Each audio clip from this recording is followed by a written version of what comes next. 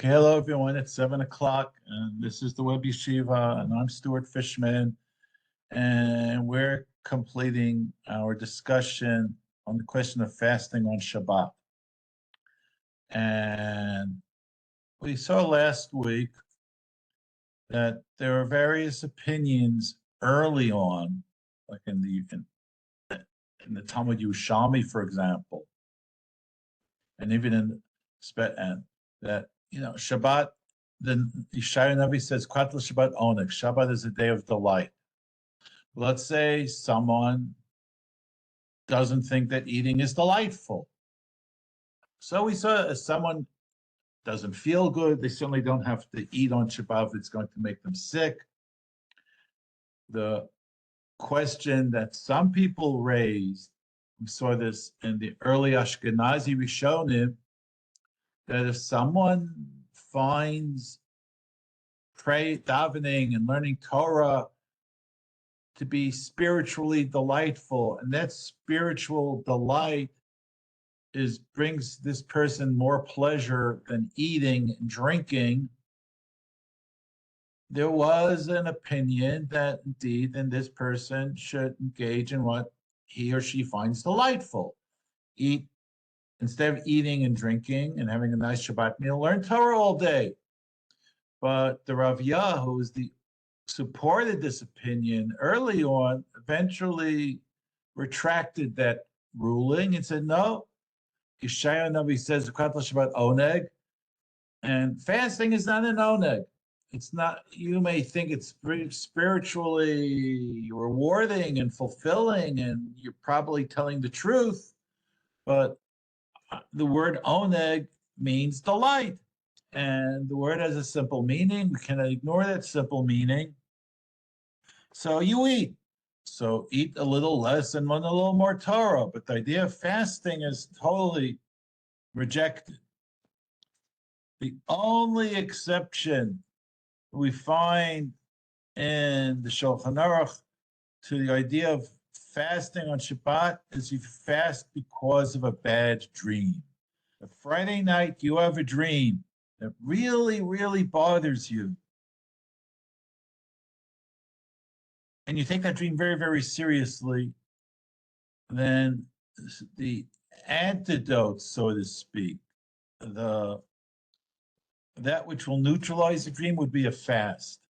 And this brings to a bigger discussion of how seriously are dreams meant to be taken at all. And the ninth parak of Brachot is all over this.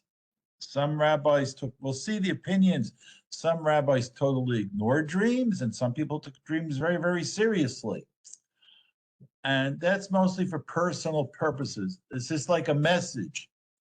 Are you getting a message from Hashem when you get that dream? Now, when it comes to legal things, dreams are ignored. And then since dreams is a big subject, this like Tosefta, which most the Tosefta is usually, it's an important work. Not that many Toseftot are well known, but this is a fairly well-known Tosefta. It's a Meiser Sheni. Meiser Sheni is money which during times of Beit HaMikdash, a farmer gave 10% of the crop to Leviyim, and there's a cycle, and there's a 7-year cycle. The 7th year being the Shemitah year when there's no Meiser. In years 1, 2, 4, and 5 of the cycle, the farmer was expected to bring 10% of the crops to Yerushalayim and eat them in Yerushalayim. And if he had a large harvest, then it was too difficult logistically to bring all the 10% Yerushalayim, you could redeem it. He would say, let's say my apple harvest is worth $1,000. 10%, the 10% is worth $1,000 worth of apples. You would take $1,000 worth of money and say that my apples, the sanctity of the apples is devolving upon this money. And you take $1,000 to Yerushalayim and buy $1,000 worth of food. And that's called Meiser Sheni money. Now let's say you had your Meiser Sheni money in a box and it got mixed up with your regular money. Then there are all sorts of discussions. How do I desanctify the money that's in the box and sanctify another $1,000? It's complicated. But a person has a problem. His father left him money. Okay? The father left him money, and the father said, I'm leaving you $1,000 worth of Meiser Sheni money. I don't know where it is. And then you find a box with money. Is this money Kodesh? Do I have to take the money to Yerushalayim, or can I use the money to pay for school tuition or pay my real estate taxes? Does the money have any sanctity or not? I don't know where the holy money is. I know there's a box of money. So here's a Tosefta. So this man is worrying, oh, I have this box of money, I have that box of money. Which is the Meiser Sheni money? Because again, you can't use Meiser Sheni money on any purposes except of going to Shalayim, and it's pretty much, and he doesn't know where the money is. I don't know, he has a box of money here, there's a box of money there. What do I do with these boxes? So he's agonizing over it. Ba ish chalom, a man comes to this person in a dream. Amalo kach v'kachen, and the person in the dream tells this agonizing heir, you know, the Meiser Sheni money is in the closet on your father's bedroom behind the shoes. And indeed, but Haiza Maisa, Umatsu Shamos. So the man wakes up, he goes to the father's closet, he looks behind the shoes, and lo and behold, there's a box of money there. Seems like his problems are solved. And he went to the sages and asked them. And the sages told this person that money is not Meiser Sheni money. That money is regular money. What you see in your dreams is just nonsense. Dreams are nonsense. They don't change anything for the better. They don't change anything for the worse. Legally, dreams are without any meaning whatsoever. But that's for legal things. When it comes to people's emotions, that's something else. And some people take their dreams very seriously to the extent that they agonize over them on Shabbat. And that's why we have the halacha of fasting on Shabbat because of a dream. So we're going to see that right now. And then we'll see the Gemarahs. Okay? And it's a Mishnah. Last week we saw Siman Reish Peichet. We started it. There's Din Tanit and then Tanit Chalom. There's fasting. And we saw last week that really the poskim consensus, you don't fast on Shabbat unless you're sick, and that you'll actually have physical symptoms because of fasting. And the other type of fast is the fast because of a bad dream. So last week we began Siman Reish Peichet. Now we're going to go to Sif Dalet. And we'll see the Gemaras in a minute, but first I want to just look at the halachas. It is permitted to fast because of a dream, because the fast will tear the decree. But there is a mitzvah to eat on Shabbos, and you missed on that mitzvah. So if this dream really bothers you, and you say, "Oi, Hashem is very angry at me," we'll see the Gemaras. Fasting will fix that. But now you have a new Aveira. You fasted on Shabbos, so now you have to fast on Sunday to make up for what you didn't eat on Shabbos, and that's the basics from the Gemarah.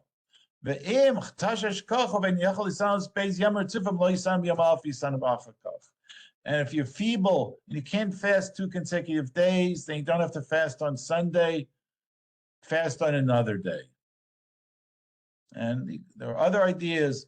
Let's say you take a nap on Shabbos and you have a bad dream in your nap in the middle of the day. You took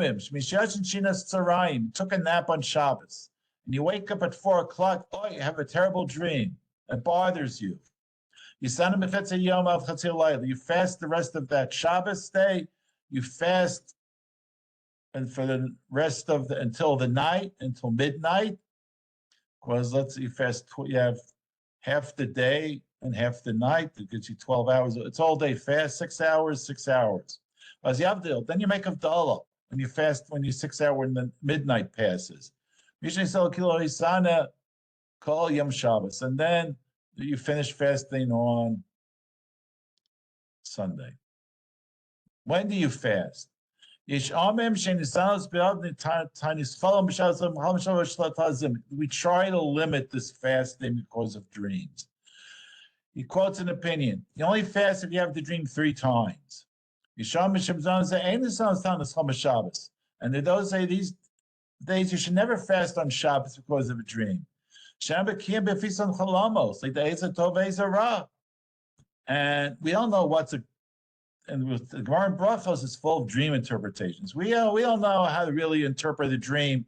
Is this a good dream or a bad dream? So there's, and on the other hand, there is a mitzvah to eat on Shabbos. So we're not going to say, you know what, maybe this is a bad dream, and this maybe outweighs the definite mitzvah of eating on Shabbos.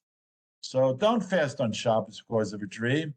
But all the moments into some good moment, and there's a folk wisdom from old books. So there are 3 dreams that justify fasting on Shabbat. And here they are. You dream the Sefer Torah burn. Yom Kippur and B'Shas Ne'ilah. You dream about Ne'ilah and Yom Kippur. Or you dream that your house caved in, or dream that your teeth fell out. Those are the dreams that have the significance that say, yes, you can fast on Shabbos. But it's very important to know that you don't have to fast, okay? And we'll see what Rav Avad Yosef says, la halacha. First we'll do the halachas, then we'll get to the Gemarahs. And there's another 7th Shulchan that talks about, this is fasting on Shabbos. Then there's fasting in general because of a dream. And that is in Siman Reish Chaf. Okay. I got to back up 1 page. There we are. Hatavas Chalo. I mentioned earlier that the subject of dreams is really explored in Masechet Brachot. There's something called Hatavat Chalom, making a dream good. Vetaniso, and fasting because of a dream. You had a dream and it really, really bothers you. The Gemarah in Brachos says that really dreams depend on the interpretation. Dreams are ambiguous. So go to 3 friends who really, really like you, and you tell them, I had a good dream. Okay, and then they'll tell you a bracha, give you a bracha that's mentioned in brachos. Yes, it's a good dream, and you should have only good things. And they'll fix your dream. Now, the Shulchan Aruch goes on. The dream really, really bothers you. Fasting helps. Fast, and fasting negates the dream, not on Shabbos, of course, on a weekday. The fasting of a bad dream eliminates it the way a fire eliminates flax. It's all gone. It's all gone. But the Mishnah Berurah says at the end of this, yes, right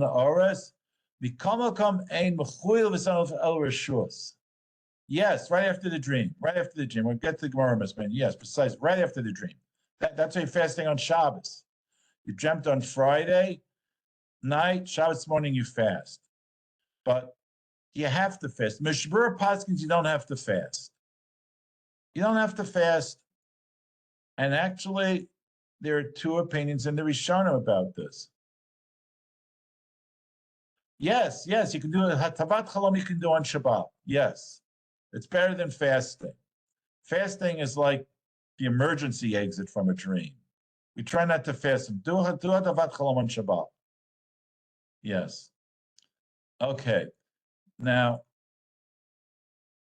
the Rambam takes this very seriously, but you'll see why. If you see a bad dream, fast on the next day. But why? And we'll see Rav Kook develops this idea without actually calling the Rambam. This dream is a reflection of your inner state. So if you're dreaming bad things, it's because you feel guilty about something. And if you feel guilty about something, odds are there's a good reason that you feel guilty. Maybe you did do something bad. So if you have a bad dream, the Rambam says you should fast. You're not just going to fast. Okay, I'm not going to eat, and then I'm going to go play pool, or I'm going to go to a movie. It's about the fast is about doing tshuva. You'll do tshuva, and you'll examine your deeds, and you'll become more aware of things, and that'll be better. You'll be spiritually more healthy. Okay, I mean, that's why the dreams are bothering you. Was there something that's bothering you? Some people, Freud, did the whole thing on the interpretation of dreams. Well, you don't need Freud for that. He's not going to help you ethically. You have to look into yourself, and you'll take a day for reflection and tshuva, and it'll be good for you. And you can do this on Shabbos. We saw last week that if a person is fasting because he wants to do tshuva, it's very subjective, Miss Mann. There is no answer to that question. It's up to the person. There is the idea we saw earlier from the other Gemarahs that there are three particular bad dreams. Really, it's all subjective. And that's the Rambam says fast. The Rashba disagrees. I had a bad dream. Do I have to fast, or can I do hatavat chalom, which you saw in the Shulchan Aruch? You go to three friends, and they'll give you a bracha. What does the Rashba say? It doesn't say anywhere that you have to fast because of a dream. It doesn't say that anywhere. It talks about, see the Gemarahs in a minute, but nowhere does it say you must fast. It's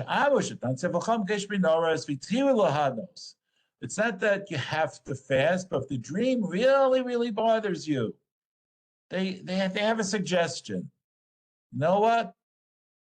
It's mutter to fast. Really, we're not crazy about fast. The Torah just says to fast on Yom Kippur. Really, you should eat normally, live healthily, and use all your energies to learn Torah and do mitzvah. Once in a while, we fast. It helps us to do tshuva. It's like the Rambam says. You take a day off from every day to do tshuva. We don't have to fast, and you can fast even on Shabbos. But no one ever said you have to fast. You have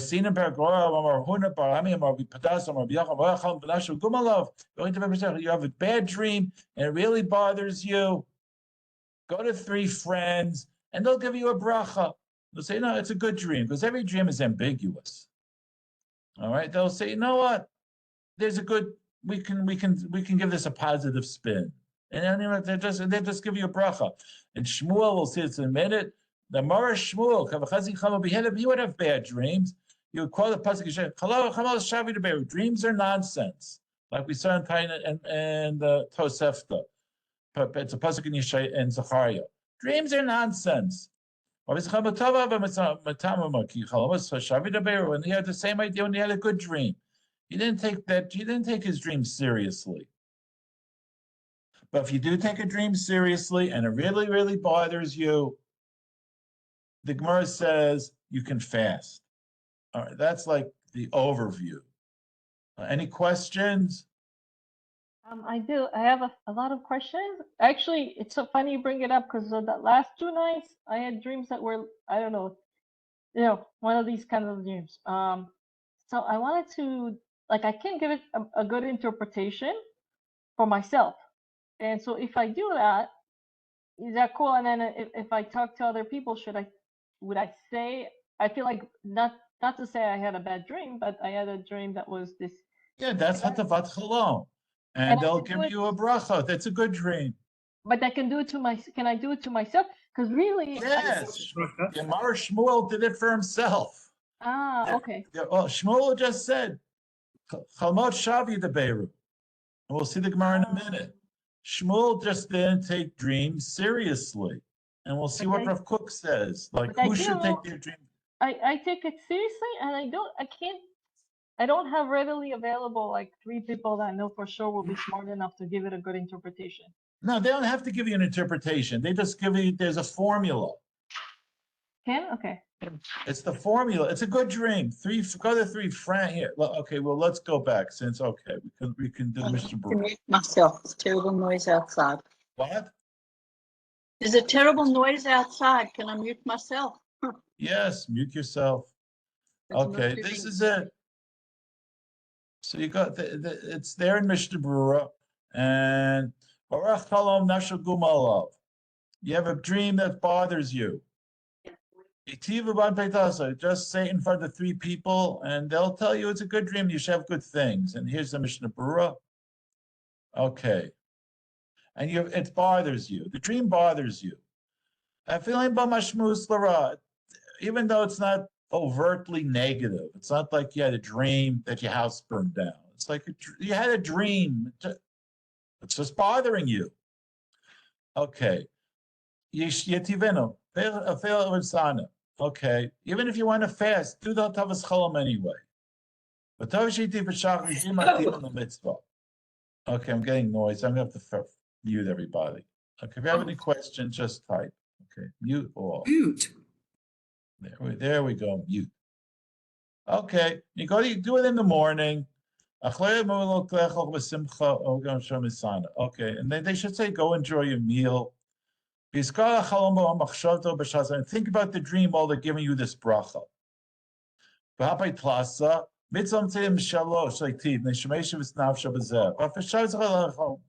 3 people will make you feel better. And there are Sidurim that have Hatafat Chalom also. They have the whole formula. So you can find it in a Siddur. If you want, here, this is my email address. If you want the text of Hatafat Chalom, write to me, and I can send it to you. There's a formula for it in the Siddur. That's my email address, Gmail. But there's a formula, and that's it. Just it can be dissolved with Hatavat Chalom, and that should make you feel better. Okay, now the Gemaras are Gemaras that take dreams seriously. Like I said, Gemaras that don't take dreams seriously. This is a Gemara in Brachos. Again, it's all in Brachos. Okay, so Amar of Chisda. Okay. So Amar, he doesn't care. He's not that serious about dreams. Amar Chisda. You know what? Getting a dream is like getting a letter in the mail from somebody that you don't know. You don't have to open the letter. If you don't open the letter, just ignore it. Just ignore it. Okay. Rav Chisda goes on. You have a really good dream that you won $1 million in the lottery. You're not going to win $1 million. You'll win something. It doesn't all come true.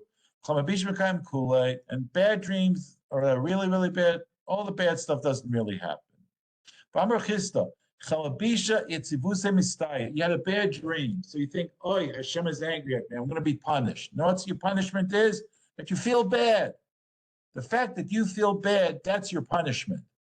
Rashi says, the fact that now you're feeling upset and all agitated, that's your punishment. That's the punishment. Okay? the fact that you're all agitated. That's it. That's what makes the dream bad, and that's what is upsetting you. And if there's a punishment, okay? And even more is Shmuel, which we saw he was quoted already. So where's my page? Nun Hayam Bet. Shmuel when Shmuel would have a bad dream, he would say, he quotes the pasuk in Zechariah, dreams are nonsense. And the entire pasuk is down here. I should have. Oh, yeah. I like to find things for you. And here's. Okay, this is I have to zoom in because they put this in very tiny letters. But it's a pasuk in Zechariah, and you all can zoom down to the bottom of the page if you're interested. And when I zoom too much, I lose everything. Okay, it's footnote 17. He's talking about the idols speak nonsense, the sorcerers see lies. The dreams are empty. They're nonsense. Hashem says, okay, and people who follow them are like sheep without a shepherd. It's foolish to follow dreams. Because people especially in Gemarah's days, would pay a lot of money for dream interpreters. So, but Zechariah says it's all nonsense, and it upsets Hashem that people pay attention to dreams. And that's what Shmuel said. If he had a bad dream, he would quote that pasuk in Zechariah. Dreams are nonsense. Okay, but then the Gemarah goes on. But Hashem does speak to people in dreams. Okay, Moshe Rabbeinu, when Hashem speaks to Aaron and Miriam, Moshe Rabbeinu sees Hashem panim el panim, but he tells Aaron and Miriam, I speak to people in dreams. What? So there's a difference. They shed. Their dream, a good dream, if you're a tzaddik, Hashem sends a malach to talk to you. But if you're not, there are no Nevi'im these days. These days, people's dreams are the products of their imaginations. And their imaginations are just confusing them, and they make an impression on them. And that's what Rav Ovadia Yosef says when he was asked, what do you say about fasting on Shabbat? And it's a long tshuva. I mean, people take their dreams very seriously. And Yechavedat is usually short tshuva, but this is a 5-page tshuva. And most of it reviews the Gemarahs that we already saw.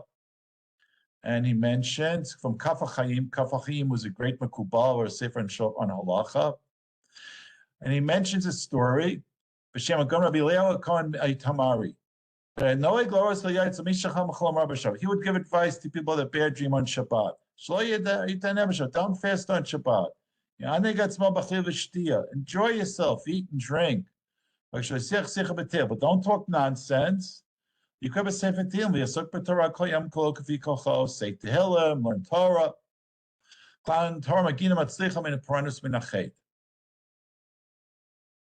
And then he quotes about another person, Rabbi Yehuda Pataya.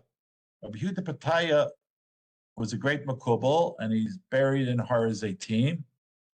And I never heard of him, but my father-in-law, Vashalom, he's buried on the other side of a path from Rabbi Yehuda Pataya. And there's a big thing on his kever. And people tell me he's considered a great, great Makubal.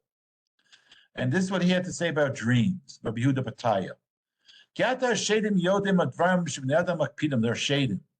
And those are like all the bad things that just bother us. The shadim know what we're thinking about. They just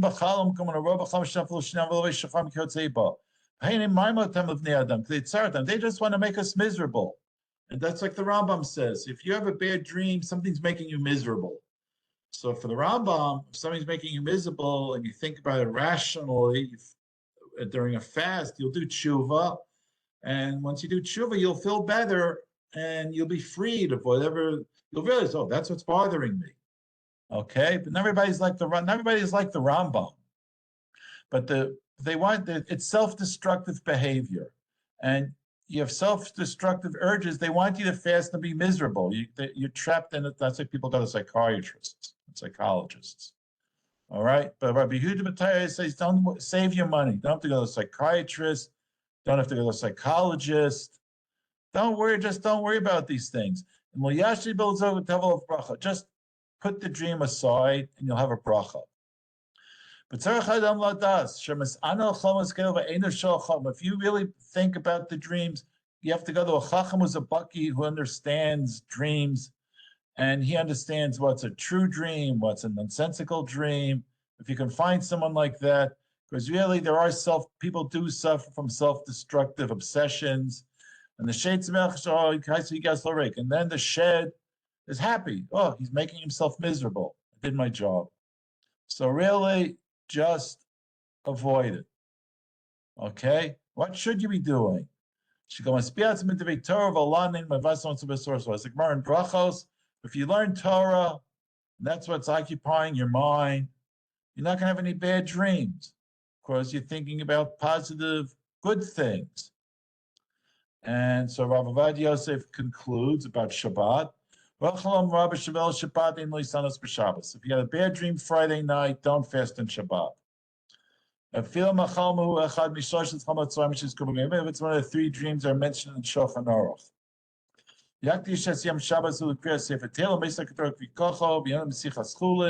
Learn Torah to the best of your ability. Learn to read Tehillim. You'll be forgiven. But really, if this dream is really disturbing you, it's Tsar Gadol, and you're really suffering because of this dream, really sounds for Shabbos. Stay in shul all day, and learn Torah all day long. And then you'll fast again on another day. He doesn't insist that you fast on Sunday, and you will be healed. But what's dreams? So some Gemaras take it seriously, some Gemaras don't take it seriously. And Rav Kook has, what I think is, any questions? First, I ask any questions before we get to Rav Kook. That's like the halacha. Any questions? No. No. Okay. So I have to mute everybody again to make sure we don't get noise. Now we see Rav Kook he talks about dreams. What you take seriously, what you don't. So the Gemarah says, again, it's in Gemarah on Shabbos. Just look at the Gemarah. It's open. It should be open. Shabbos Yud Aleph.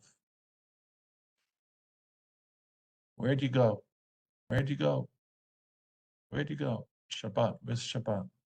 Here we are. Okay, this is the Gemarah. A fast neutralizes a dream like fire, just eliminates flax. But you have to fast that day. You had a dream Tuesday night, you fast on Wednesday. It has to be that day. We'll see why. From Yosef Fil Shabbos. Even on Shabbos you can fast. Okay? How does this work? How does it work? I know there's a mitzvah to eat on Shabbos. So Rav Kook explains this. It's a bit on the long side, but I think he's interesting. Okay. A person who's healthy in body and in soul, who goes on the straight path without any crookedness, and you haven't upset all of your emotional balance by worrying. That's in Koheleth. People see cheshbonot rabim. Yeah, I got to do this. I'm not worried about Donald Trump. I'm not worried about Kamala Harris. I have my life, and I don't let myself get all confused. Okay? Then you understand things with the way they ought to be understood.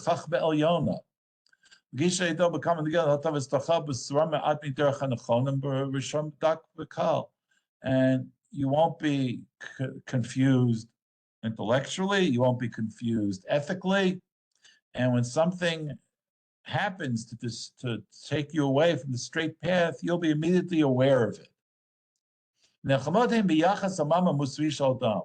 And Rav Kook says that dreams can be a window into your ethical state, as the Rambam understands it.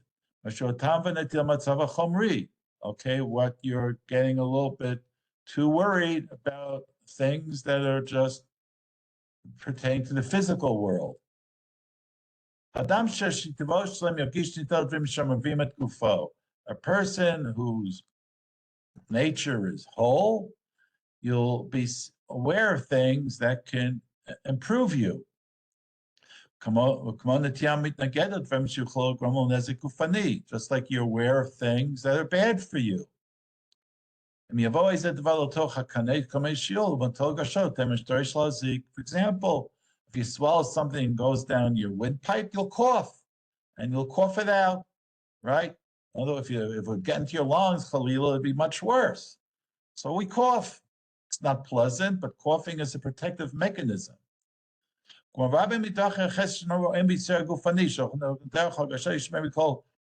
with the pain. Pain is important.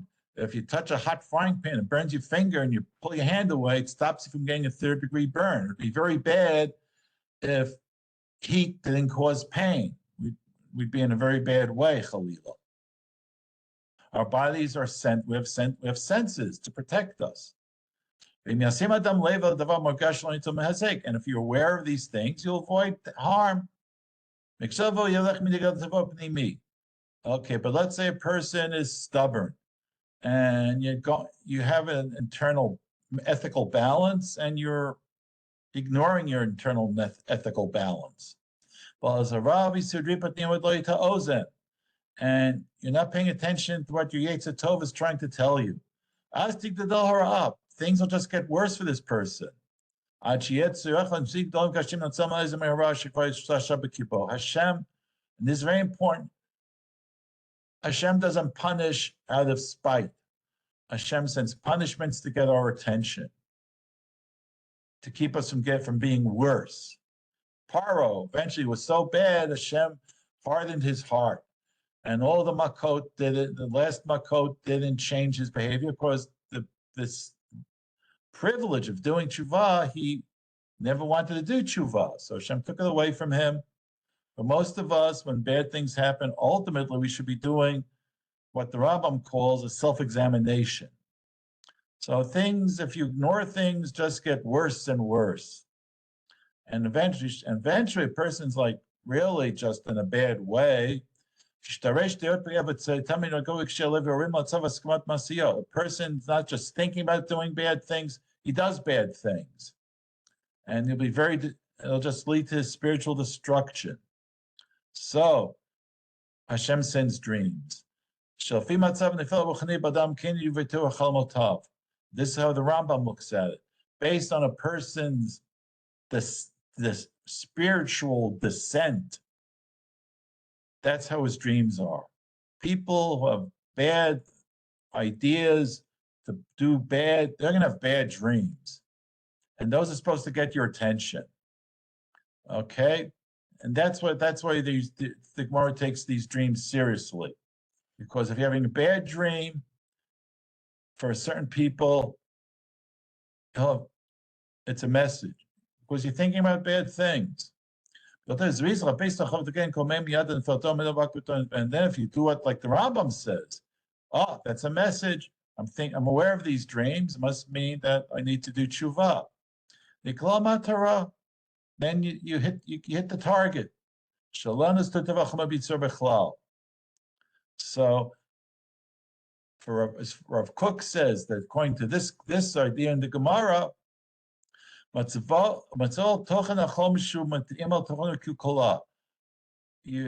Rambam's idea, you have a bad dream, it really bothers you, not just fast as a magic cure, do tshuva and think about yourself. Think about the content of the dream. And if you're wise and you look at this intelligently, you'll say, oh, there's something I ought not to be doing anymore. And then that will strengthen you spiritually. And that's why That's why a dream is good for fast is good for a dream. And he goes up. If all of this is a dream, you're thinking about something. You have to think, why did I have this dream? I must be, and then you'll be honest with yourself. Oh, I was thinking about doing something I ought not to be doing. Then the fast is positive. It'll be helpful. And it has to be boba yom. So that's why you have to fast the same day. You have to do something now. The dream is making an impression on you today. Do something today. If you wait, all right, tomorrow I'm busy. I'll fast next Thursday. By that time, the impression will wear off. Okay? So fast that day. That's what Cook looks at this purely as an ethical thing. So what about Shabbat? Shabbat is a day that elevates sanctity. It's a holy day. To eat and drink on Shabbat is very, very good. And really, Shabbat, the meals of Shabbat strengthen us not physically, but also spiritually. But if this dream is really, really bothering you, it shows that internally you're not balanced. So the eating and drinking of Shabbat won't elevate you spiritually. This bad dream, if it's bothering you, it means they're really, like Rama says, something out of whack. And eating and drinking is not that. This is not a day for eating and drinking, because it's not going to. It'll be an oneg, but it'll be a purely physical oneg. It won't be a spiritual oneg. If that dream is bothering you, it means you're aware that something's out of alignment inside of you, and you have to realign yourself. That's not the time for eating and drinking. It's time for a spiritual realignment, which the Rambam says means doing tshuva. And that'll be the real oneg. And then when you're realigned internally, then you'll feel better. That's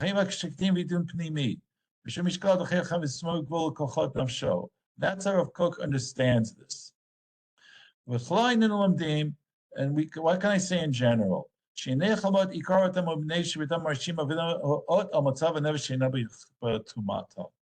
someone is really, really bothered by a dream, it means that this person is really, really bothered by something, not the content of the dream. There's something deeper down. And again, we're not Freudians, but there's something spiritually, and you can do tshuva. And you can do tshuva, and you can look into yourself honestly. The tranquility of the tzaddikim is based on the ways of their life that's wholesome and the purity of their hearts. So, if a person deviates from the right way to live, they're going to lose that tranquility that the tzaddikim enjoy.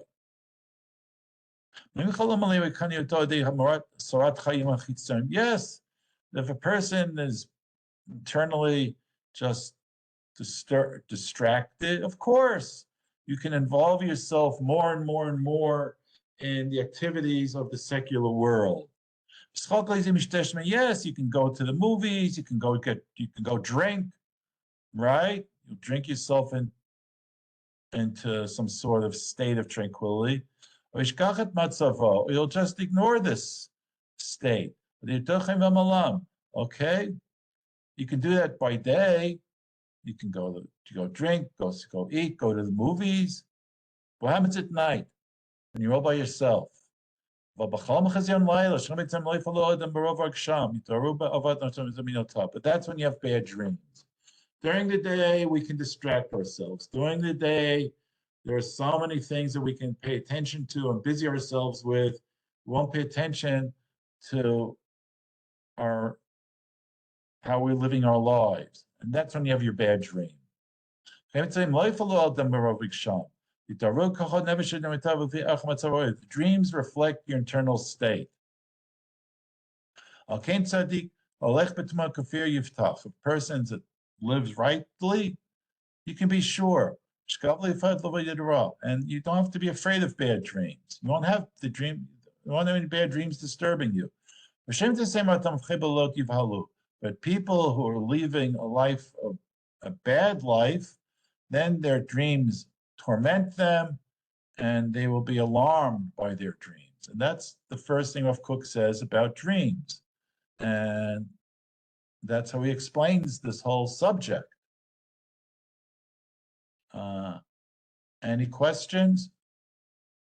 Sometimes like people have dreams that of things that do come true. So that's why like if I have a dream, even if I can, like I am afraid that like what if it's prophetic? There are no more prophets. There are no more prophets. There are Not no more prophets, but not that you're prophets, but I mean, a lot of people have dreams that end up like they like weird things and they come true. I don't think it would be like, I don't think that you would be considered a I don't prophet. know. Like, I don't know. It could anything is possible. You can have there is coincidence, but that I would I don't know. I don't think I think that there. I mean, my grandmother had kind of. I guess we're Iraqi. It runs in the family. So from time to time we have dreams that really And I've heard other people have them as well. No, I've heard people. people believe it, then they believe it. Okay, but I like Rav Kook because he gives it an ethical thing. Like the Rambam says, it's an ethical thing. I think that you can. I mean, what he's saying, yeah, I like what he's saying, but I think it's because there's a possibility. That's why I think could be. it There could are be a- people believe that. Look, there are people in the Gemara take this very, very seriously, and there are people in the Gemara like Shmuel say, no, I don't take this seriously at all. And the Gemara goes on, and there are pages and pages and pages. The last parak in Brachot is all about dreams, and you can look at it this way, you can look at it that way, and that's that. And so there's one more. So there's the Rivash was one of the last of the great Spanish Rishonim. Yeah, because he was in the 14th century. He's like the last of the great Spanish Rishonim who wrote Tshuva, and they're in Halacha. And about fasting on Shabbat, it's entirely another. People who wanted to fast on Shabbat Tshuva. We're supposed to do Tshuva there's a cert you make Tshuva. And it's good to fast on a cert you make Tshuva. They wanted to fast on a cert you make Tshuva. They wrote to the Rivash, is this a good idea? And he says this, Tshuva, for Haritim called it, you've seen all opinions. Some people said, yes, you may fast on the Shabbat of a cert you made Tshuva. And the people say no. But yes, you should do tshuva. Say Tehillim on Shabbat tshuva. Learn more Torah Shabbat tshuva. There's nothing to do with fasting. Fasting and often Oneg Shabbat Doraita Mishum Tani Reshut. There's a mitzvah. He calls it mitzvah Doraita of Oneg Shabbat. And fasting, it's optional. No one ever said you have to fast. And Oneg Shabbat's a true mitzvah. Okay, in December Rosh Hashanah, that's why we don't fast in Rosh Hashanah. Some people wanted to, but it's in Nehemiah. Hashem told them not. Nehemiah tells people don't fast on today in Rosh Hashanah. Okay, and he's very much against it. And he quotes Sefer Kuzari.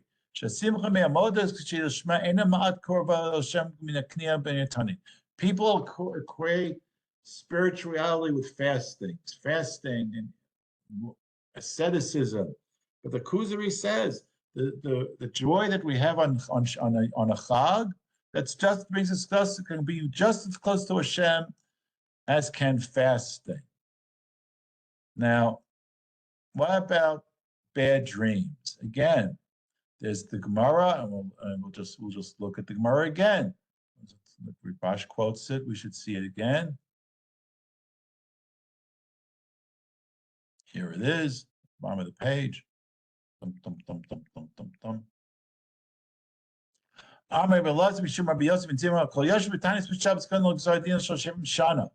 If you fast on Shabbos, there's a decree from 70 years ago, will be torn up. But you know what? Now that you fast on Shabbos, you have a new Avera. They're going to punish you for fasting on Shabbos. So what do you do? Well, you have to fast another fast day. Because it was wrong to fast on Shabbos. That's what the Rivash points out also. Yes, there is something to be said for fasting, but also there's a mitzvah of Oneg Shabbos. And you have to find that balance. There's the balance, okay? And that's it. And he says about the fasting, Adarabah, I told the Oneg Shabbos on Mishosh Pornios. The Gemarah says, there's another Gemarah in Shabbos, how wonderful the mitzvah of Sudash Lishit is. And whoever keeps the mitzvah of Shalosh Sudot and Shabbat, you'll be safe from Gehinnom, and Michevel Shom Mashiach, Melchos Kol Gomago. You're better off to eat on Shabbos. It's better off to eat. So fasting on Shabbos, they're really very begrudgingly approved. And fasting in general is not looked positively upon. But we saw the Mishnah Berurah. He holds like the Rajba. No one ever said you have to fast. If it really, really bothers you, do like the Rambam, do tshuva and fast and do tshuva. But fasting per se, it's not like a magic cure for a bad dream. And so we'll just end with there's a sefer called Piskei. It's an anthology, Piskei Tshuva. And he's kind of Haredi, and he's not happy in his anthology, and he chooses his anthology very carefully. Like, what am I going to talk about? All right. How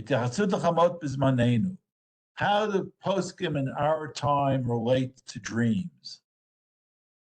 You have a bad dream, do a tavas chalom. When it comes to dreams, we've seen in the great poskim of our time, they pay very little attention to dreams. They didn't tell people to fast because of a dream. Certainly not to fast on Shabbos and Yom Tov. They didn't even tell people to do Hatavas Cholo. There's a special prayer in Birkas Kohanim. They say it in Chutz La'aretz. Here in Israel, they don't say it.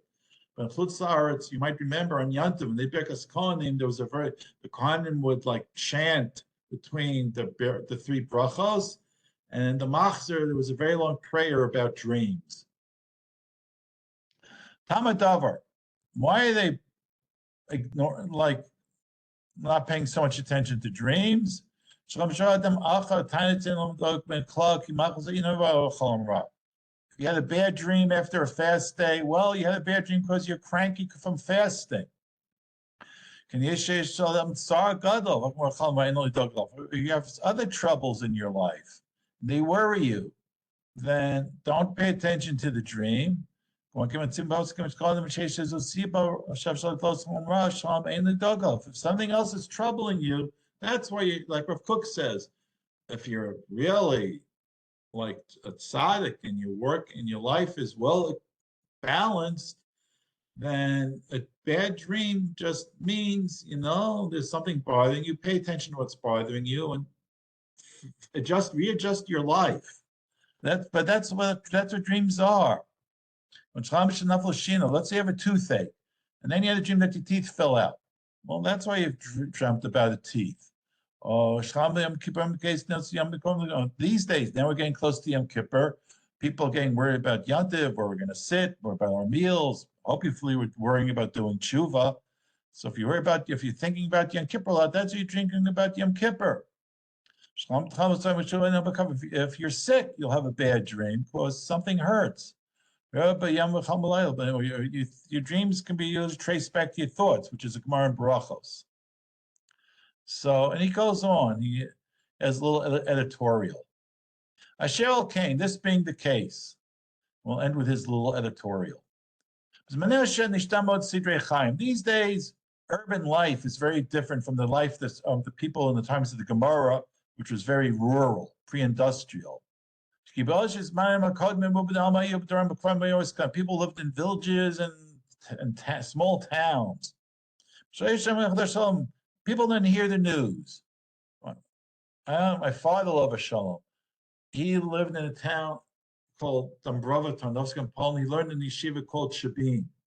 He never saw an airplane. And they're in yeshiva. They had no idea. They're just in yeshiva in this little town called Shabbat, totally cut off from the world. Totally cut off from the world. And what happens one day in September of 1939? He hears buzzing things. He looks up in the sky, and there are these things in the sky. They're making buzzing sounds. They looked interesting. And then these buzzing things are dropping things on the ground.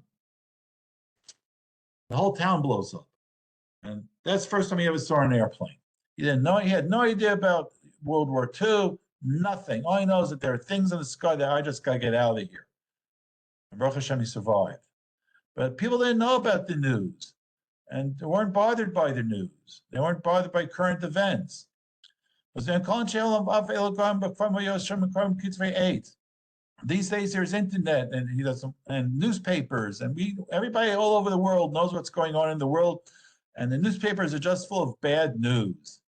And people, we just absorb bad news. Okay, right now so we have a war. There is bad news, and of course it upsets us. And that's why we don't pay attention. You can't pay attention to dreams anymore. And the Gemarah quotes what Daniel tells Nebuchadnezzar. Nebuchadnezzar tells Daniel, I have a dream, interpret my dream for me. And Daniel tells him, what you're dreaming about is what you go to bed thinking about. And that being the case, which is true for everybody these days, we have bad dreams. And these dreams don't have the significance that the Gemarah once upon a time attached to them. So we shall be zocher to do tshuva and have good dreams. And that's the end of our subject. Any questions? No, thank you. I don't feel like I need the Tavat Halom, but I'll send you the email anyways. I don't know. I guess it couldn't hurt. I'll send me your email, and I'll send you the text. Okay, so take care of yourselves. Thank you. Thank you. Okay, bye-bye. Thank you. Thank you. Bye-bye. Bye. Shabbat tov.